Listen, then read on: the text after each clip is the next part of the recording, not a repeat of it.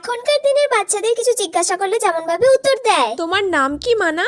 আমার নাম সুপর্ণা ঘোষ, আমার বাবার নাম সমীর ঘোষ, আমার মায়ের নাম সুচিত্রা ঘোষ। আমি স্কুলে পড়ি গুডুল প্রাথমিক বিদ্যালয়ে। আমার মামার বাড়ি বর্ধমানে। আমি ড্রয়িং, নাচের ক্লাস, গানের ক্লাস, আঁকা, আবৃত্তি সব শিখি। আমার বেস্ট ফ্রেন্ডের নাম সুতিষ্ণা, ওকে আমার খুব ভালো লাগে। আর আমার পছন্দ হয় না ওই স্কুলের সুমিকে, যাকে আমি একদমই পছন্দ করি না। আচ্ছা ঠিক আছে মানা, তুমি তো সব একবারেই বলে দিলে, আমাকে তো আর কিছু জিজ্ঞাসা করতেই হলো না। আগেকার দিনের বাচ্চারা যেমন ভাবে উত্তর দিত। কি মানা, তোমার নামটা কি বলো? কি রে, কাকিমা তোর নামটা জিজ্ঞাসা করছে, তুই তোর নামটা বলতে পারছিস না? বল কাকিমাকে নামটা। এ বাবা, একটা মেয়ের নাম জানে না।